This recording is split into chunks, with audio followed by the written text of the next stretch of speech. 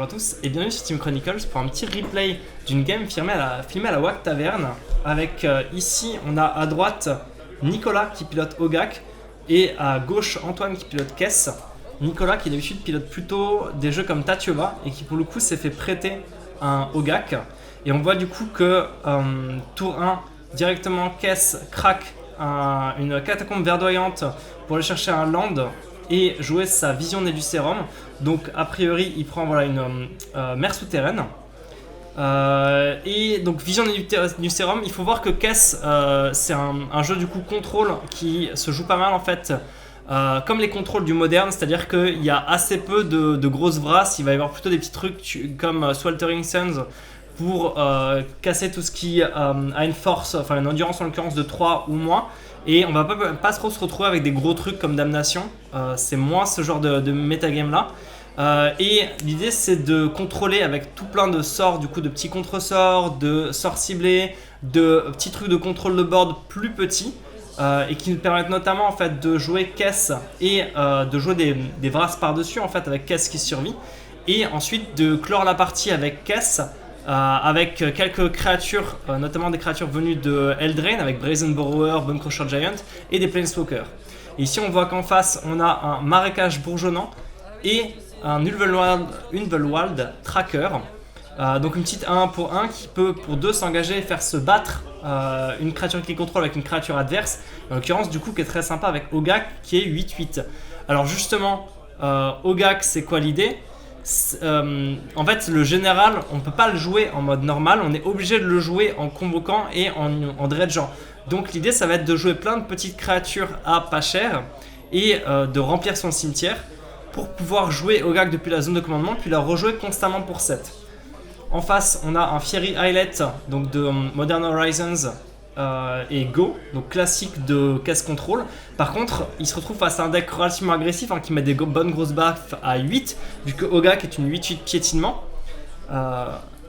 Il va se retrouver du coup avec un land qui va lui coûter des points de vie, en sachant qu'il a déjà perdu un point de vie avec son fetch. Donc actuellement il est à 19, et s'il essaye de gérer son adversaire, il va se retrouver rapidement à un plus bas taux de points de vie. Alors là on a un filtre land en face, suivi d'une carte dont je vais retrouver le nom très vite, c'est un Glowspore Shaman pour un vert, un noir, une 3-1 et quand il arrive en jeu en fait il regarde les 3 premières cartes de son deck, du coup il met ça dans son cimetière et il peut mettre un terrain qu'il a révélé au-dessus de son deck. En l'occurrence il choisit de tout laisser au cimetière parce que comme on l'a dit, l'idée c'est de remplir son cimetière. Donc là c'est pour 2 petits 3-1 agressifs qui met 3 cartes dans son cimetière et qui va assurer que Ogak arrive assez rapidement. Donc actuellement il peut pas payer avec 7 terrains, par contre il a 2 créatures pour convoquer et 3 cartes au cimetière.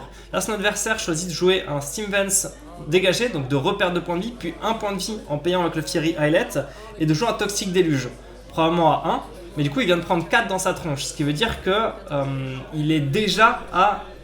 Alors il a indiqué 14, moi je compte plutôt 15.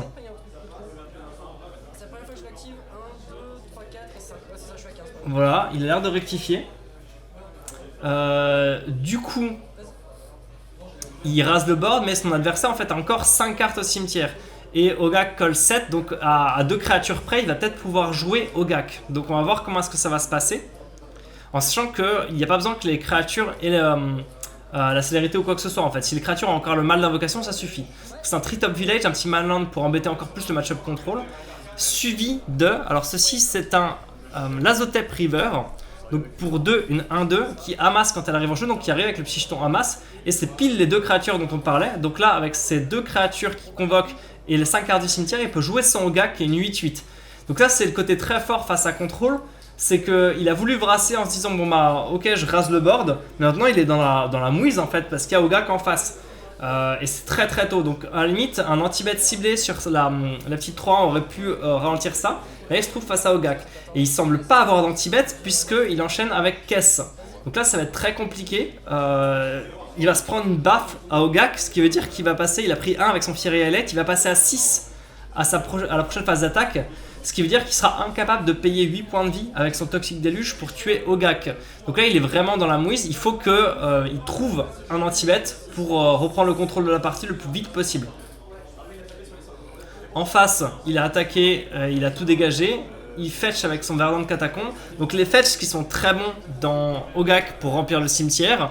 Il va pas jusqu'à jouer, en tout cas, moi j'ai la liste de...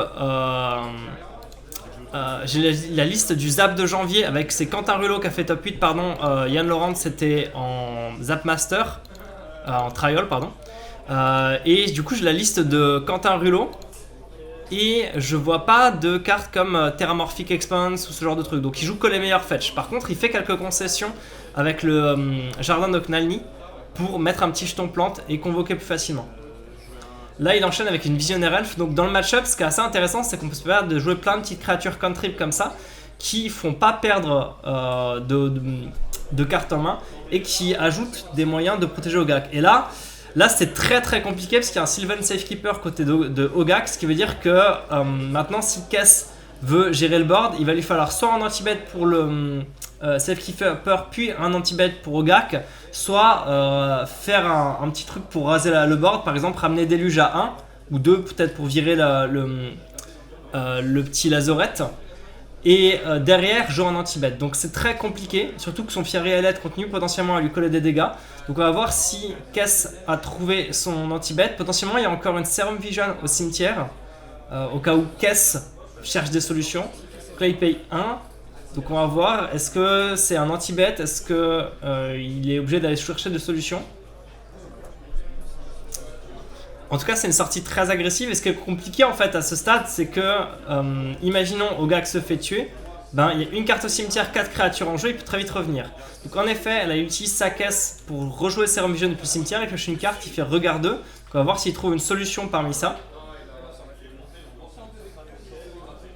En sachant que maintenant, il ne peut plus piocher un anti-bet, le jouer sur le Safekeeper, puis le rejouer avec caisse. Il a utilisé son coup de caisse du tour. Ah, et il a l'air de remballer. Donc fin de la première partie avec Kess qui prend l'avantage, enfin Ogak qui prend l'avantage et qui déroule un peu Kess. Alors, en tout cas ils sont en train de les considérer. Non, je vois un mulligan côté Ogak. Et c'est bon. Du coup Kess commence et joue un Pass of Ancestry. Donc c'est un peu vraiment un bon land pour le coup pour contrôle vu qu'il file des 3 couleurs et qu'il a le côté un petit peu temple, c'est-à-dire que il va faire des coups de scry à chaque fois qu'il va jouer son général ou une carte qui partage un type avec son général. C'était sorti dans les decks commander à base de tribal. Là son adversaire fetch avec un Polluted Delta, il va probablement aller chercher un Bayou et il joue un elfe de l'horizon de Elf of Deep Shadow, donc de l'ombre profonde. En face, c'est un Spirebuff Canal, et Go, comme d'habitude avec contrôle. En effet, le joueur d'Ogak a trouvé son Bayou, et il va dégager. Et ben, en tout cas, a priori, le plan côté Kess est assez classique de j'essaie de contrôler, contrer, faire des petits anti-bêtes, etc. jusqu'au moment où je peux stabiliser et essayer de prendre l'avantage avec mes différents Planeswalkers, potentiellement un Planeswalker qui pourrait tuer Ogak à la chaîne ou le paralyser, à voir du coup s'il arrivera à faire. Notamment le renvoyer dans la main adverse, ça peut être des pertes de temps assez intéressantes parce qu'il est obligé d'élever à chaque fois. En face, il paye 1, il paye 2, il perd un point de vie, il passe à 18. Et il va jouer une carte qui sera... Ouh, alors ça fait vraiment mal, c'est un Satyr Wayfinder. Donc à voir s'il va passer, ce serait très intéressant de le contrer éventuellement parce qu'en fait le Satyr Wayfinder il paye un incolore, un vert, c'est une 1-1. Quand il arrive en jeu, il regarde son top 4, il peut garder un terrain qui révèle du coup dans sa main, mais il n'est pas obligé, et tout le reste il le met au cimetière. Donc potentiellement en fait c'est une 1 en jeu, un terrain dans sa main et 3 cartes au cimetière pour payer Ogak. Si il préfère jouer turbo Ogak, il peut ne pas garder de terrain. Là, en l'occurrence, il révèle 4 cartes non terrain, ce qui veut dire que il a déjà 5 cartes au cimetière, une créature qu'il peut convoquer. S'il a un terrain en main et peut-être un moyen de jouer en elfe ou n'importe quoi du genre, il peut jouer Ogak dès maintenant. Il est obligé de payer au moins 2 via la convocation, vu qu'il faut qu'il paye les manas colorés, les 2 hybrides Golgari, avec des créatures. Par contre, tout le reste, les incolores, il peut les payer en delvant. Donc on voit en tout cas qu'il est potentiellement tour 2 et que à un elfe près, il peut peut-être jouer Ogak. Donc ça va extrêmement vite. Une 8-8 de tour 2, c'est très très fort. Et effectivement, c'est un Boreal Druid, ce qui veut dire qu'il peut immédiatement convoque avec 2, exiler 5 cartes de son cimetière et tour 2 Ogak avec 3 créatures en jeu. Extrêmement explosif. Même Titania fait pas ça. Son adversaire ne semble pas avoir de contre, mais il a sa fin de tour terminate, donc c'est déjà ça. Donc là, ça veut dire qu'il n'y a plus qu'une carte au cimetière, mais il y a 3 dorks en jeu. Et s'il gère les dorks, ça fait 4 cartes au cimetière. Donc quoi qu'il arrive, c'est pas facile. Il pose une grève inondée, et comme d'habitude, c'est land go, c'est contrôle. En face, draw, untap draw, pardon. Et il semble avoir un terrain, en effet, c'est un fetch blanc-vert, Windswept Heath, un truc du genre. Et on va voir du coup, bon il va fetcher un terrain random, hein. Peut-être un Raveland il peut se permettre, mais même une forêt techniquement ça dépend de sa main, voilà. Son Bayou est déjà en jeu donc il risque pas de la fetcher. Son adversaire vérifie un truc, je ne sais pas quoi, mais il a l'air de vouloir savoir quelque chose sur le greffe. Par contre il en a changé l'ordre et techniquement on est dans un format éternel et c'est pas franchement autorisé. Là c'est pas important mais contre Iname par exemple il faut faire super gaffe à ça. Il y a vraiment en fait cette différence où dans la plupart des formats il n'y a pas de carte qui s'intéresse à l'ordre du cimetière donc on peut en faire n'importe quoi, on s'en fiche. Et notamment en moderne pour Dredge bah, c'est pratique pour y voir un petit peu clair. Là où en Legacy il y a des cartes qui disent ah tiens si cette carte est la 3ème dans votre cimetière ou des trucs à la con comme ça. Et du coup si vous changez l'ordre du cimetière bah, vous venez de changer l'issue de la partie. Alors il fetch et on va voir qu'est-ce qu'il fait de beau. En tout cas, Ogak a un peu ce côté rock d'un Golgari Control avec, vous l'avez vu en fait, tout ce qui est Visionnaire Elf qui fait pas, enfin voilà, ça permet de bloquer, ça permet de convoque, ça permet de piocher. Potentiellement, il prend facilement de la présence sur le board, on voit qu'il y a une duresse dans son cimetière. Donc, ok, il choisit de prendre le Raveland, donc il va reprendre 2 dans la tronche.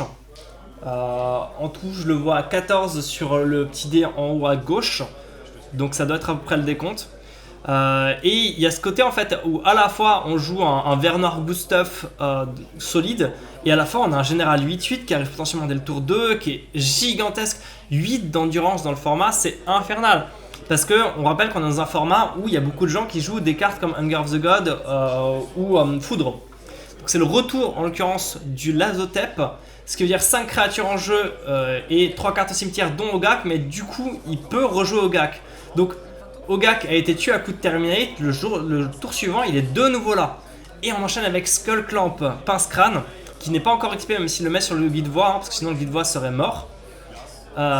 Et du coup qui pourrait lui permettre assez facilement de continuer à mettre des cartes dans son cimetière, piocher, se refaire une main, jouer le côté good stuff. Voilà, il le met de côté. Donc on voit immédiatement la pression colossale exercée par le joueur de Ogak. Qui vient de faire quand même tour 2 Ogak, tour 3 Ogak. Et tour 2 il avait 3 créatures, tour 3 il en a 6. Donc c'est vraiment extrêmement puissant ce qui est en train de se passer.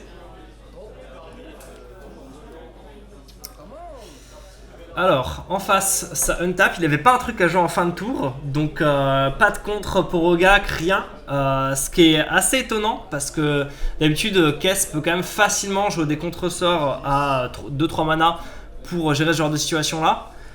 Donc il joue un Snapcaster Mage en main phase, ce qui est assez intéressant pour rejouer du coup de Terminate en main phase.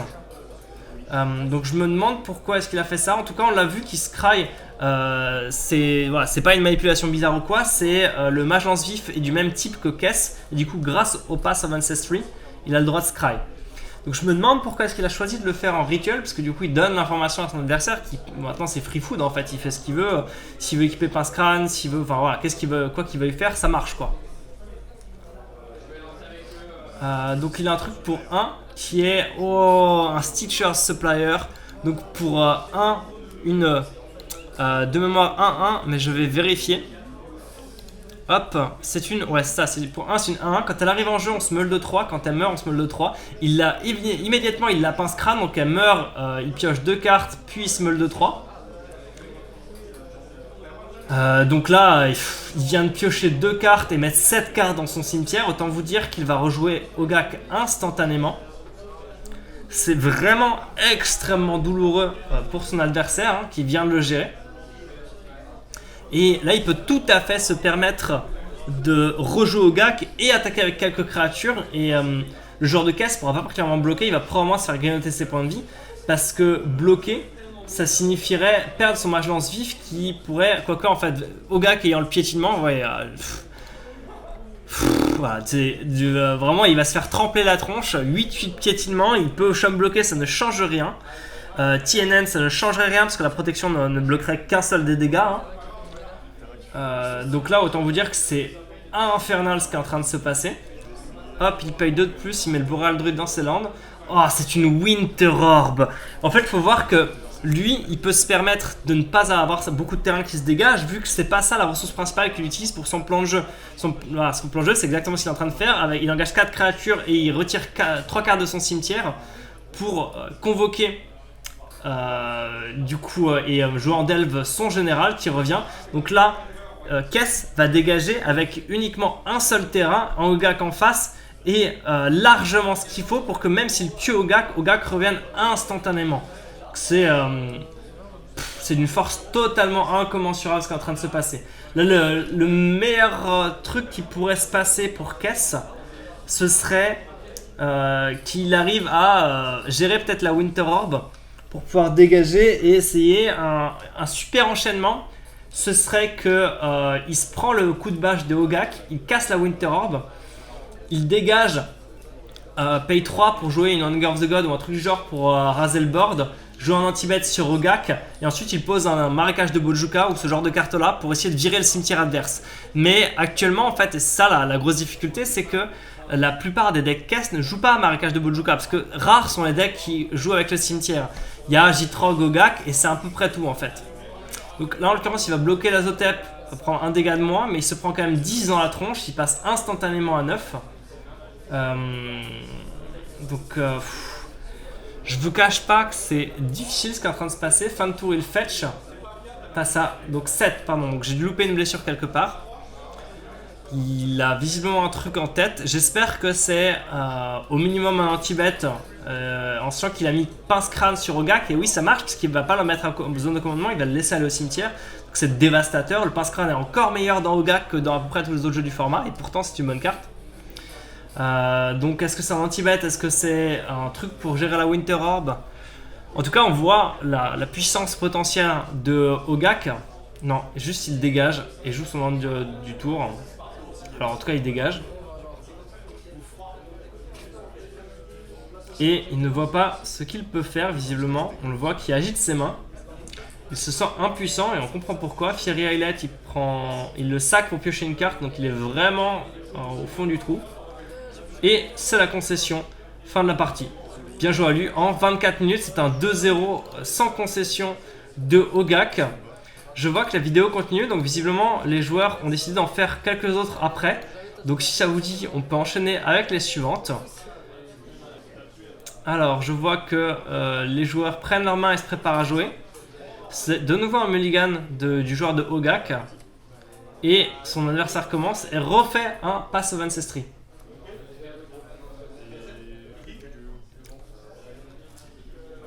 En face c'est Misty Rainforest et il ne le craque pas, ce qui veut dire qu'il n'a pas de petit alpha mana ou quoi que ce soit d'intéressant à jouer. Il fetch pendant le tour adverse. A priori il n'y a pas forcément de surprise, hein. C'est pas comme si il allait jouer se prendre une Stifle ou jouer des trucs particulièrement en face. En face c'est Volcanic Island et il semble avoir un tour 2. C'est un Jace Vryn's Prodigy. Il scry grâce au Pass of Ancestry puisque Kess est du même type que le Jace. Et ça peut peut-être lui donner un moyen supplémentaire de trouver des solutions, ce qui serait assez bienvenu vu qu'il vient de se prendre une belle dérouillée 2-0.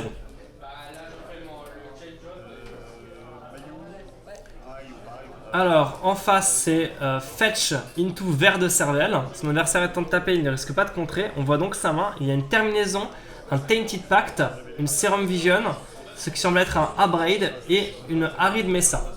Donc ça laisse quand même du choix de cartes pour gérer ce Ver de Cervelle et faire des trucs. Mais en tout cas le problème principal qui a l'air d'être dans le match-up, c'est qu'il n'y a pas grand chose pour gérer un Ogak de manière un petit peu définitive sans qu'il revienne le tour d'après dans le deck. Un plan en fait ce serait de virer tous les elfes en jeu et de contrer les suivants, pour que le joueur d'Ogak ait un cimetière bien rempli, mais jamais deux créatures pour le convoquer. Mais c'est très difficile puisqu'il joue. Là, je vois du coup la liste de. Donc c'est la liste de Quentin, donc pas celle de Nicolas ici, mais la liste de Quentin des apps joue 30 créatures. Donc autant vous dire qu'il va falloir contrer un petit paquet de trucs. Certaines de ces créatures arrivant par deux en plus. Donc là, il dégage et fait un petit coup de Vryn's Prodigy. En tout cas, son Vryn's Prodigy est engagé, ouais, c'est ça. Et il défausse une des cartes qu'il a pioché qui est un Easy Charm, si je ne me trompe pas. Il a décidé de l'utiliser en rituel, ce qui m'étonne un petit peu parce que du coup, il ne pourra pas bloquer un petit ver de cervelle. Après, c'est pas dramatique, mais ça reste un point de dégâts qu'il aurait pu éviter facilement. Donc il fait sa Serum Vision, ce qui fait une carte de moins dans la main qu'il connaît. Il regarde son Scry, en laisse une au-dessus et semble en mettre une en dessous. Et il joue un terrain qui n'est pas son Arid Mesa, il prend 2 sur une Watery Grave. Donc on connaît encore 3 cartes de sa main. A noter qu'il joue Tainted Pact. Et je ne suis pas sûr qu'il joue des cartes pour comboter avec. Je pense que c'est purement un tuteur dans son deck. Il joue pas Jace ou Maniaque de Laboratoire ou un truc du genre. Oui, un truc du coup qui pourrait faire la différence dans le match-up, ce serait s'il pouvait gérer le cimetière, donc avec un Charme de Rakdos, avec un Marrakech de Bojuka, avec ce genre de cartes-là, ou s'il pouvait prendre Ogak de manière plus définitive. Donc je pense à Traîtrise par exemple. Traîtrise sera un bon moyen de gérer un truc aussi gros, mais vous l'avez vu, il y a certaines des games qui se sont soldées, mais genre tour 4. Donc Traîtrise c'est même lent. Un Gilded Drake pourquoi pas, combiné avec un Boons ou un truc du genre, ça pourrait faire l'affaire. On pourrait envisager l'enchantement dont j'ai oublié le nom mais qui a l'entretien cumulatif 1 et je vais retrouver son nom à coup de recherche avancée. Hop. Alors il s'appelle, ce n'est pas Remora Mystique, c'est Harnais Cérébral. Pour un Harnais Cérébral, ça vole une créature rouge ou verte, ça a l'entretien cumulatif 1. Donc ça pourrait être une solution pour essayer d'améliorer le deck face à Ogak. En tout cas, la partie continue et moi je commente, mais il y a un Grimflayer du côté du joueur de Ogak. Grimflayer qui, à chaque fois qu'il affiche des blessures de combat à un joueur, permet de regarder son top 3 et d'en mettre autant qu'on veut dans notre cimetière. C'est une 2-2 piétinement et quand on a le délire, il gagne +2/+2. Donc, en face, ça continue, il fetch dans un Badland et prend donc son tour 4. Donc là, c'est un départ beaucoup plus lent du joueur de Ogak. Il a choisi de prendre simplement un Abrade sur le ver de cervelle, qui était celui qui était le moins contraignant en termes de coût de mana, donc qui nécessitait moins d'avoir les bonnes couleurs. Ce qui est peut-être limite dommage parce que Terminate peut directement tuer un Ogak là où Abrade ne le peut pas. Donc à voir s'il avait un plan particulier pour ça. En tout cas, c'est le tour 4 caisse. Ce qui peut faire sens à voir si le joueur de Golgari a un anti-bet, mais il y a forcément 35 milliards d'anti-bet en noir-vert qui gère une caisse avec son endurance et sa couleur noire. Il va y avoir Go for the Throat, Dismember, ce genre de carte-là. Je semble distinguer un Skullclamp dans la main de Nicolas. Je ne vois pas bien le reste, mais de toute façon, on va voir assez rapidement ce qu'il joue. Donc il a 2 créatures 3 landes, 2 cartes au cimetière. Il joue un Caveau des Chuchotements. Ce qui m'étonne parce que je ne sais pas exactement qu'est-ce qu'il a comme synergie de prévu avec les artefacts. Et je vois qu'elle est aussi dans la liste du Zap. Donc il y a sûrement un plan avec cet artefact que je ne connais pas. Et si vous connaissez le plan, n'hésitez pas à commenter. Je serais curieux de savoir pourquoi est-ce qu'il joue ce land là en particulier. Ah, je sais. Ok. En fait, il joue un exemplaire de chaque carte dans son deck parce que lui aussi joue Tainted Pact. Donc il avait besoin de plus de cartes qui lui permettent de ne pas jouer des terrains de base et qui lui filent ses couleurs. Voilà pourquoi il y a un Caveau des Chuchotements. Donc, qu'est-ce qu'il va pouvoir faire? Son adversaire est full tap, donc il a tout le loisir de trouver de quoi jouer Ogak. Mais on n'est pas sur une sortie explosive comme on avait avant. Pour un Crop Rotation, ça va faire 2 cartes de plus au cimetière et potentiellement, donc Gas Cradle, bien heureusement, n'est plus dans le format. Il va chercher un fetch qu'il va sacrifier Donc là on voit une capacité à remplir le board de manière extrêmement rapide. Il aurait peut-être pu aller chercher aussi alors un Manland éventuellement dans le match-up, mais Kess a un peu plus d'endurance que ça. Potentiellement le land légendaire qui donne la peur, mais c'est pareil, dans le match-up il n'y a que Kess du coup qui pourrait bloquer, mais c'est déjà potentiellement suffisant. Vercher une Dryad Arbor, très bien vu, parce que du coup la Dryad Arbor lui permet de convoquer, et là Taku il a 3 créatures et 5 cartes au cimetière, donc il peut jouer Ogak en toute sérénité. Là pour 2 je ne vois pas bien ce qu'il joue, ça a l'air d'être une carte Golgari. Je dirais un... Alors il se meule, je pense dans ce cas là que c'est un Grizzly Salvage. Voilà, c'est la bonne illustration. Donc pour un noir, un vert, il révèle son top 5 et il peut mettre une créature ou un terrain parmi ces 5 cartes dans sa main. Il met le reste dans son cimetière. J'ai pas vu du coup s'il avait récupéré une carte. En tout cas maintenant il a l'embarras du choix pour payer son... Alors, Cass est mort par contre. Qu'est-ce que j'ai loupé? C'était pas un... Est-ce que j'ai loupé ce que c'était? Alors, qu'est-ce que ça pourrait être d'autre? Qu'est-ce que ça pourrait qui aurait tué Kess et mis des cartes dans son cimetière? Drowning Fields, voilà. Il choisit la créature ciblée, il met les top 4 cartes de sa bibliothèque dans son cimetière. Et cette créature gagne -1/-1 pour chaque land dans son cimetière. Voilà ce qu'il a fait. Donc je me suis trompé d'illustration. Du coup il a pu à la fois se meuler et tuer Kess. Donc on voit le genre de synergie qu'il y a dans le deck, très forte. Et là du coup il paye avec 2 de ses créatures et un somme de cartes de son cimetière, 5 cartes de son cimetière au Gak, après avoir attaqué avec son Grimflayer. Donc on voit que c'est l'avalanche de synergie, vu qu'il arrive constamment à gérer le board adverse tout en s'accélérant, en prévoyant du coup des nouvelles cartes pour jouer au Gak. Donc vraiment un deck explosif et blindé de synergie et super intéressant. Il a encore des cartes en main, il vient de poser son Skull Clamp dont il va pouvoir commencer à profiter bientôt. Avant qu'il en profite, ce serait intéressant. Là typiquement c'est justement une situation où potentiellement il est tour 5 et il pourrait faire Land Treachery et il serait vachement bien. Ou alors juste Damnation et il serait pas si mal. Bon, il joue un fetch, il passe donc à ce qui semble être 11 entre ses lands, les lands qui sont arrivés en jeu engagé, le Grimflayer qui a attaqué, etc.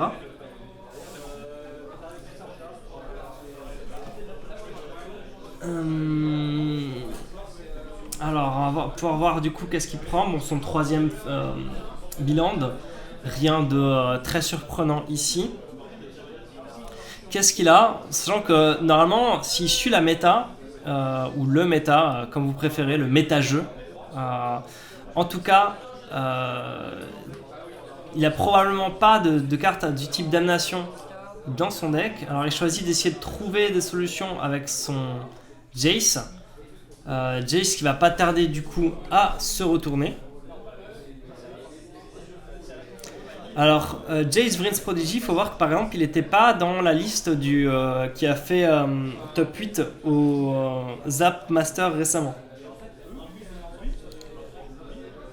Ah, je regarde le trial encore, mais je fais n'importe quoi en fait. Je ne sais plus me servir de MTG top 8. Ça ne va plus du tout, rien ne va plus mesdames et messieurs. Alors, il a son Jace qui est dégagé. Enfin, qui est là. Et... est-ce qu'il va rejouer une carte du cimetière ou filer -2/-0? Il a l'air de partir sur le -2/-0. Il va empêcher du coup ce ver de cervelle de faire grand chose. Et passer le tour. Alors qu'est-ce qu'il réserve comme surprise? Un plan pas si moche, ce serait par exemple de tuer le Ogak en réponse à l'équipement du Skull Clamp. Et du coup essayer de compter sur le fait que son adversaire va essentiellement passer son tour à le rejouer. Mais en fait, vu qu'il paye tout le temps son général via ses créatures et son cimetière, ça veut dire que tout ce qu'il joue depuis sa main, c'est du bonus. Alors ça, c'est pour le plus grand bien. Un enchaînement qu'il ne faut pas laisser passer. Puisque, alors, Cryptic Command peut-être pour 4 mana? Oui, c'est Cryptic Command. Donc il va contrer et faire un truc comme peut-être bouncer son général, ce serait assez intéressant, ou tout engager. Il choisit de tout engager. Ce qui veut dire qu'il ne va pas grinder le cimetière de son adversaire. Parce qu'en fait, un plan qui peut être intéressant là, c'est de dire ok, bah, je te bounce ton général. Ah, il se prend une wasteland sur son pass of Ancestry, pas très agréable. Encore une fois, tout ce qui est casser des terrains et compagnie, c'est très bien. Vous remplissez votre cimetière et vous y gagnez pour Ogak. Donc oui, s'il avait choisi de renvoyer Ogak dans la main de son propriétaire, le joueur aurait dû du coup revirer un certain nombre de cartes de son cimetière pour le rejouer. Et du coup, on peut essayer de partir sur un plan où on le grime, c'est-à-dire que constamment on le force à retirer plus de cartes, je te laisse ces elfes, faut que tu reposes plus de cartes, et de fil en aiguille, à un moment, il a plus d'elfes en jeu et son cimetière commence à être vide et on l'a épuisé. Mais c'est très compliqué parce que comme vous l'avez vu, il y a énormément de cartes qui synergisent. Pour le plus grand bien, si c'était passé, ça disait qu'il peut sacrifier une créature, piocher autant de cartes que sa force et ensuite défausser 3 cartes. Et du coup, c'est un moyen avec Ogak d'avoir constamment plein de cartes en main, plein de cartes au cimetière. Du coup, de le rejouer constamment à l'appel. C'est une carte qu'il ne faut surtout pas laisser passer. Le GS continue à embêter ce petit ver de cervelle. Du coup, on va pouvoir voir qu'est-ce qu'il fait suite à ça. Parce qu'il y a encore ce Ogak 8-8. Est-ce que le Ogak va aller faire un coucou au Jace ou aller directement faire un coucou au point de vie de son adversaire? Sachant qu'actuellement, là, s'il attaque son adversaire avec Ogak et Grimflayer, c'est les 11 points pour la victoire. Il paye un mana. Est-ce qu'il va équiper le Skull Clamp? Ce serait un plan assez intéressant. Il équipe le Skull Clamp sur le Ogak pour forcer son adversaire à bouger. En réponse, son adversaire tue comme prévu le Ogak avec la terminaison qu'on avait vue. Et suite à ça, je suppose que son adversaire va juste rejouer Ogak. Alors, on le voit qu'on gâche des trucs. Qu'est-ce qu'il a en tête? Il n'a plus qu'une carte en main. Donc là, vu qu'il n'a pas encore pu utiliser le Skull Clamp et son pour le plus grand bien n'est pas passé, il commence à s'épuiser un petit peu. Il décide d'équiper son Grimflayer. Grimflayer qui en réponse se fait tuer. Donc il n'y aura pas de question. Le Grimflayer étant 2-2, il aurait pu potentiellement attaquer à 4 et ensuite, s'il était mort ou quoi que ce soit, en tout cas ça aurait été trop tard. Son adversaire ne veut pas a priori laisser le Grimflayer toucher ses points de vie, donc c'est le bon moment pour le tuer. On enchaîne avec Dryad Arbor et le ver de cervelle qui paye pour Ogak, tout le cimetière qui va avec, et son adversaire a encore un mana pour équiper Ogak. Donc vraiment c'est d'une tristesse parce que il y a toujours une fenêtre en fait. Ogak il l'équipe, il se fait tuer en réponse, c'est pas grave, je le rejoue, je le rééquipe, t'as plus d'anti-bet, c'est ballot hein. Donc là on va pouvoir voir. Typiquement, j'en ai parlé par rapport à Cryptic Command, mais bouncer le général peut être un moyen alternatif de ne pas trigger Skull Clamp tout en essayant de gagner son adversaire. La difficulté, c'est qu'il y a tellement de moyens de revenir qu'il faut parallèlement, et c'est un truc qui revient beaucoup en Duel Commander, c'est pendant que tu es en train de contrôler, est-ce que tu es aussi en train d'avancer ton propre plan de jeu et d'avancer vers la victoire? Et là, en fait, le joueur de caisse n'a absolument pas de pression. Ça va être une difficulté. C'est pas comme s'il avait une Trollheim Nemesis, un petit Brazen Borrower, quelque chose en fait qui, pendant qu'il est en train de contrôler, colle des points. Non, il est nu. Il passe tout son mana à essayer d'empêcher ce Ogak de lui bâcher la tronche et à aucun moment il n'a attaqué les points de vie de son adversaire. Donc il est vraiment sous pression énorme. Et il n'y a pas du tout une histoire de tempo où il serait en train de rester. Non, là, il n'en est pas du tout là. Son général coûte 6, s'il le rejoue ça lui prend tout son tour et du coup il est à portée peut-être de se faire crever la tronche par le joueur d'Ogak s'il a un anti-bet vu que Ogak actuellement attaque à 9 et il y a le ver de cervelle et la charmille. Pour 2, il joue un spécimen glacé dans la roche, un truc du genre. J'ai probablement complètement pourri le nom mais c'est pas grave. Pris dans la glace, je crois que c'est ça voilà. Il active la capacité de flashback de son Jace et ramène un Go for the Throat. Là, cette fois, il est obligé de le faire en rituel, c'est pas comme pour le Snapcaster.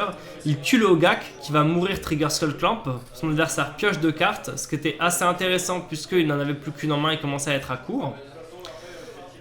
Donc là, ça offre un tour de répit au joueur de caisse qui va peut-être avoir un peu plus de temps pour trigger son spécimen pris dans la glace et du coup renvoyer le board adverse dans sa main, gagner encore du temps.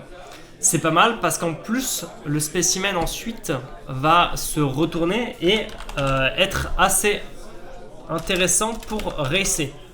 Alors, plus exactement, je vais regarder ses stats. Ça se transforme en 7-8 et qui n'a pas d'évasion ou quoi. Donc c'est plus petit que Ogak. Ce qui est très triste. En face, en rituel, il joue un Tainted Pact et commence à révéler. Et tombe instantanément sur un Assassin's Trophy qu'il hésite à prendre pour gérer le board adverse, mais finalement il ne le prend pas. Donc il continue de révéler des cartes pour voir laquelle il va choisir.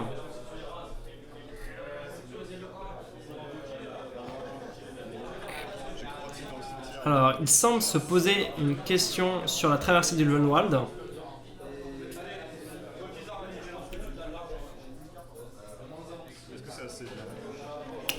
Est-ce qu'il s'arrête là ou est-ce qu'il continue? Il continue. Ok, Sylvan Protector. Enfin, Sylvan Safekeeper, pardon.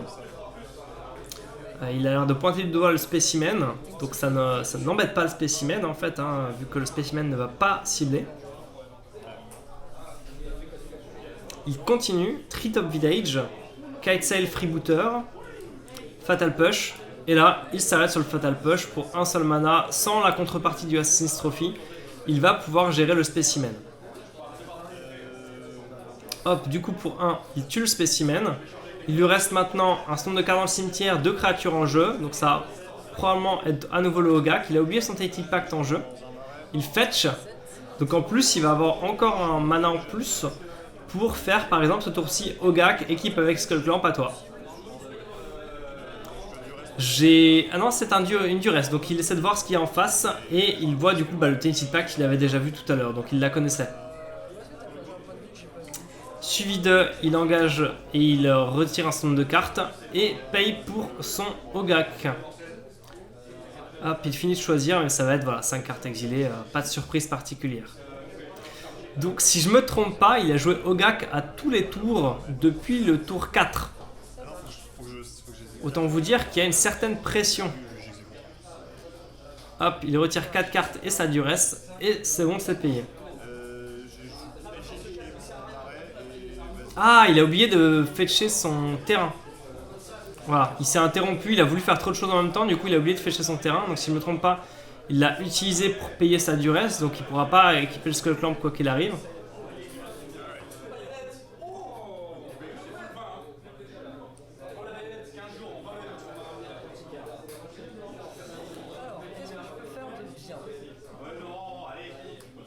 Voilà. Donc il arrange son board et c'est bon. Donc c'est la fin de son tour. En face, je crois qu'il a dégagé, pioché. Et qu'il se pose la question de quoi faire. Il n'a pas assez de mana pour rejouer caisse. Il est tellement sous pression qu'il n'a pas pu vraiment faire de CA ou quoi que ce soit. Même si sa main lui offrait surtout des possibilités de gestion. On ne l'a pas vu choper grand chose.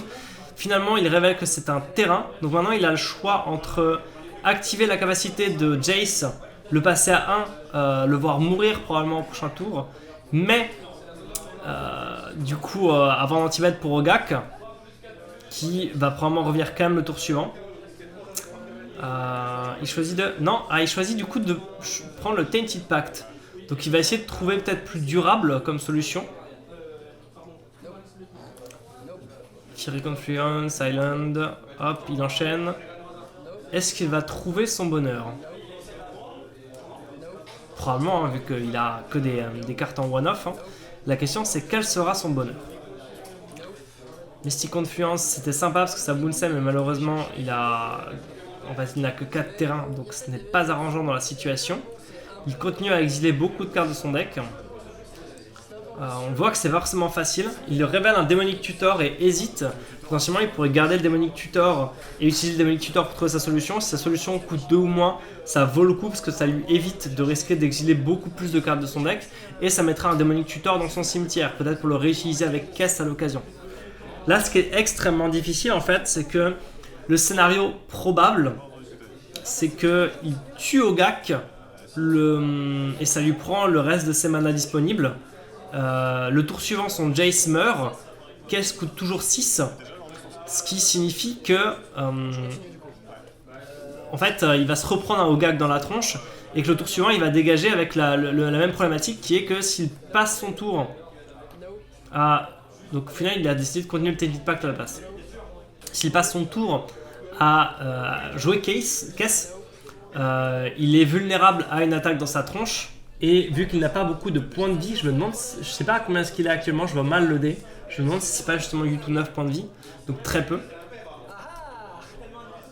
Alors, en l'occurrence, il choisit de s'arrêter sur... je sais plus comment est-ce que ça s'appelle, mais c'est un Drake qui coûte 2 bleus, 2 rouges, qui pioche quand il arrive et qui a une attaque égale à son nombre d'éphémères redoutés dans son cimetière. Mais je pense pas qu'il en ait 8 dans son cimetière. Ce qui veut dire que même s'il chum block, il va quand même se prendre 4 d'Ogak. Probablement 5 avec le pince-crâne.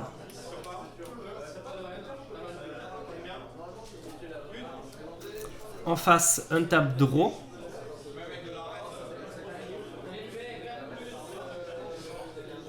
Et on va voir ce qu'il nous joue.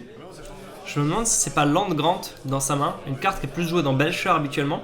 Mais en fait, il peut révéler sa main, montrer qu'il n'a pas de terrain et acheter une carte de forêt qu'il met dans sa main. Du coup, c'est un moyen...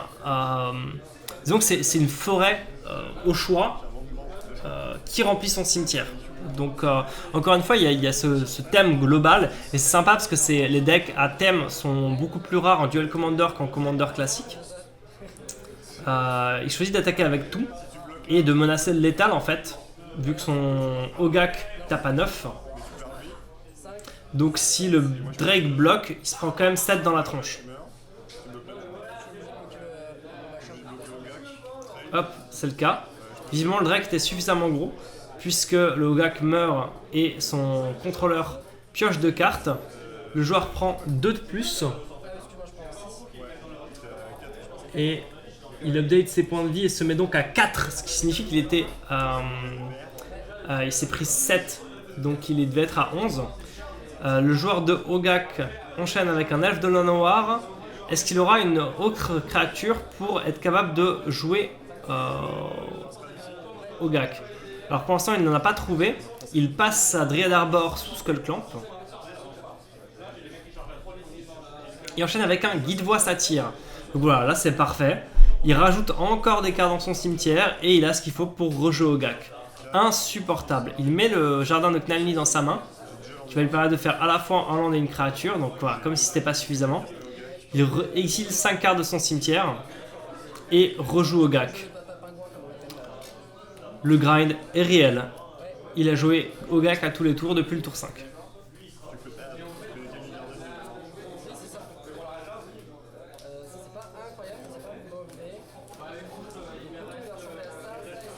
En face, du coup, ça untap.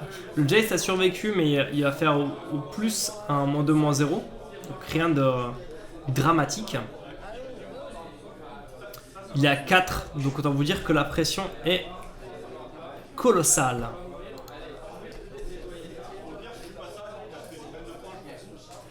Il semble réfléchir, il a 2 cartes en main. Le fait de choisir le Drake lui a coûté 5 points de vie. Mais lui a quand même permis d'avoir une carte de plus en main et du coup de lui donner de l'espoir. Je vois un Snapcaster Mage dans sa main. Donc potentiellement le moyen de tenir un tour de plus par exemple sur la phase d'attaque il pourrait bloquer le ver de cervelle. Ah, c'est dommage du coup qu'il lui ait filé -2/-0 à lui. Parce qu'en fait avec un Snapcaster Mage il pourrait faire -2/-0 sur le Guide-Voix par exemple. Voir son adversaire attaquer avec tout. Et dire bah tiens pour 2 Snapcaster je flashback du coup une terminaison, je tue Ogak, je bloque le verre, je récupère mon Abrade qui va pouvoir me servir pour peut-être tuer un elfe ou un truc qui permettrait de jouer Ogak et du coup essayer de me remettre un peu bien dans cette partie quoi. Ouh, c'est The Great Henge en face, donc il ne coûte que 2 parce que Ogak a une force juste over the top. Et qui va lui faire piocher à chaque fois et gagner des points de vie si je me trompe pas, à chaque fois qu'il va jouer une créature. Alors très exactement, ça coûte X de moins à jouer, ça coûte 7 et 2 verres normalement, mais ça coûte X de moins pour la plus grosse force en jeu, c'est-à-dire 8 ici, 9 même, donc il coûte 2 verres à jouer. C'est un artefact légendaire qui s'engage pour 2 verres et 2 points de vie à chaque fois qu'une créature non jeton arrive en jeu sur le champ de bataille. On lui met un marqueur +1/+1 et on pioche une carte. Donc ça fait tout, hein, salade tomate oignon. C'est infâme. Et en fait, avec toutes les 30 petites cantrip créatures comme ça, c'est vraiment très dur. Alors, il a dû déclarer une phase d'attaque. Non, probablement encore face à. Non, ok. On est bien en phase d'attaque. Et du coup, il a joué un Snapcaster pour ramener un Cryptic Command. Et du coup, il bounce le Ogak et engage toutes les créatures adverses. Alors, là du coup, le plan, c'est bien sûr de rejouer au moins 2 créatures et de compenser avec le cimetière pour rejouer Ogak dès maintenant et pas perdre un tour. Est-ce qu'il va les trouver? C'est là typiquement que des cartes comme l'Azotep River sont très intéressantes parce qu'en une carte vous en avez 2 hein, et ça coûte que 2 mana donc vraiment facile. Mais sinon tout ce qui est voilà, toutes les petites 1 et compagnie qui se baladent c'est très très bien. Il n'a pas joué son land du tour et il a les 2 mana de The Great Henge donc normalement il a vraiment l'embarras du choix pour mettre au moins 2 créatures en jeu et payer pour son Ogak. On va voir comment est-ce que ça se passe. En face, c'est bien sûr très dur. Hein. Il n'y a plus de cryptique, il est exilé. Alors, le Jardin de Knalny met un jeton de créature. Il paye avec The Great Henge, il a 2 verts. Et a priori, indique à son adversaire qu'il l'utilise immédiatement pour Skullclamp. Donc, il lui reste 1 vert en pool. Donc, cette créature ne comptera pas parmi la limite qu'il a pour Ogak. Donc à voir pourquoi est-ce qu'il fait ça, parce qu'il n'a pas plus de créatures et qu'il cherche à en avoir, ou parce qu'il sait qu'il a suffisamment de créatures et du coup il se permet de faire ça. Non, alors du coup il paye 1 point de vie avec son Painland et choisit de passer pour une fois un tour de Ogak et de jouer Liliana et dire on discarde tous les deux.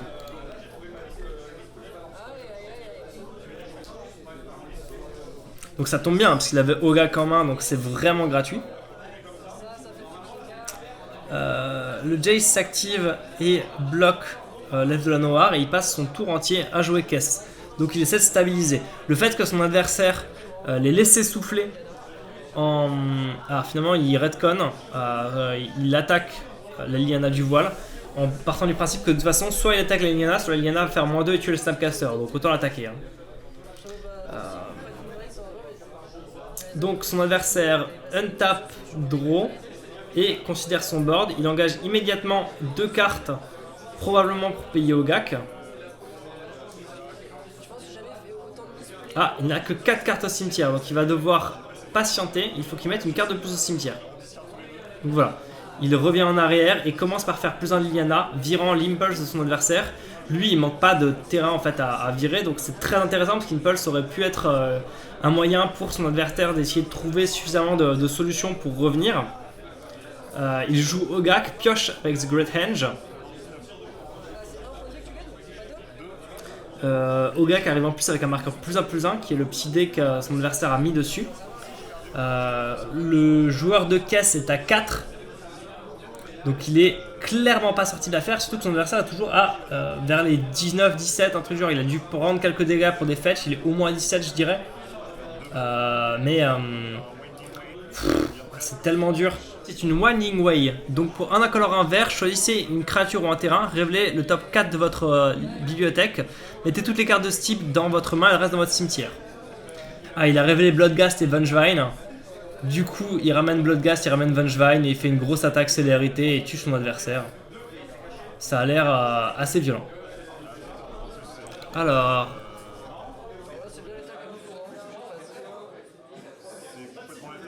Ah, du type choisi, donc soit créature, soit terrain. Donc c'est pour ça, du coup il a payé pour Bloodghast et Vengevine. Dans la situation, les deux ont la célérité. Sachant ça, il a le létal pour attaquer son adversaire. Vu que les deux ont un marqueur +1/+1 via The Great Henge. Donc voilà, c'était la troisième partie. 3-0 pour le joueur de Ogak. Vraiment à chaque fois, ce qui s'est passé, c'est que le joueur de Ogak fait un départ sur les chapeaux de roue et il joue Ogak à tous les tours pendant toute la partie, jusqu'au moment où son adversaire est à bout de souffle. Donc là, typiquement, ça veut dire que si vous tombez face à Ogak, soit vous vous êtes adapté, soit c'est ce qui va vous arriver en fait, vous allez vous faire grinder et ça va être très difficile. Donc je vous conseillerais en fait, si vous voulez vous adapter à Ogak, de trouver des moyens de voler le général, le bloquer en jeu, hein. Rien que le transfert en L que 3-3 avec un Oko, ça peut faire le taf, hein, voilà. Mais en tout cas, bloquer le général, le voler, gérer le cimetière, faites quelque chose pour pas vous retrouver dans cette situation ou juste racer, hein, avoir une combo, avoir quelque chose pour clore la partie relativement vite en fait, ou en tout cas racer en même temps que vous contrôlez, parce qu'il faut pas vous retrouver dans cette situation où le joueur de Hogak vous joue son général à tous les tours et rien que vous fassiez n'y change quoi que ce soit, ce qui est vraiment dramatique. Allez, sur ce, merci à tous et à très bientôt sur Chronicles.